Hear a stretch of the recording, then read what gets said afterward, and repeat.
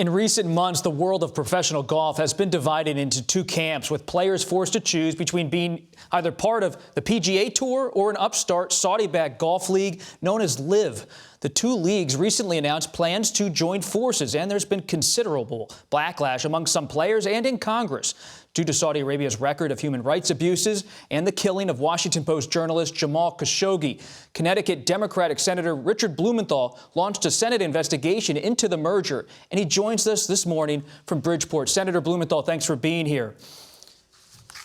Thanks for having me, Bob. Senator, you've demanded more information from the PGA and LIV about how this agreement came together. Tell us, what exactly do you want?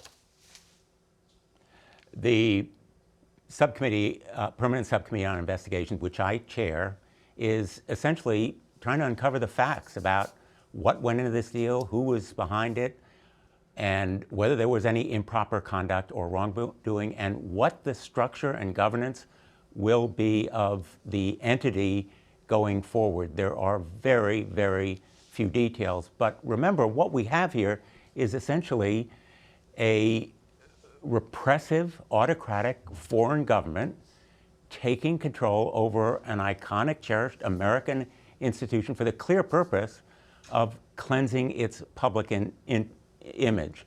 The Saudis have been very explicit that they have a strategic objective here.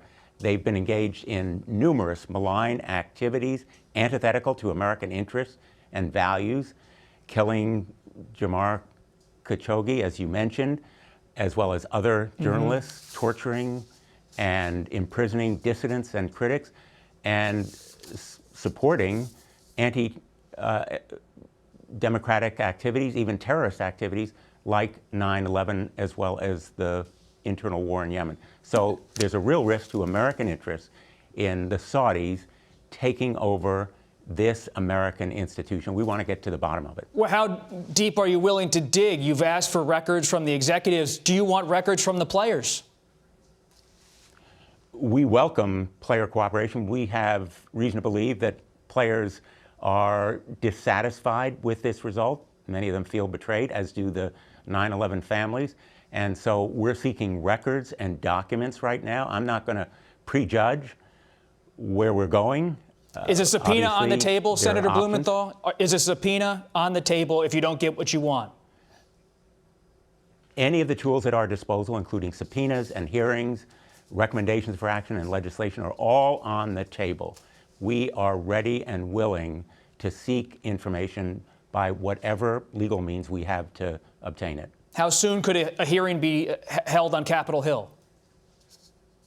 I think a hearing is possible within weeks. The American people deserve a clear look at the facts here. Again, not prejudging what the conclusions will be, but what the Saudis are doing here is not taking control of a single team or hiring one player. They are, in effect, taking charge of the entire sport. Is that a national security concern, Senator? It is the regime. I think there are national security implications to this deal.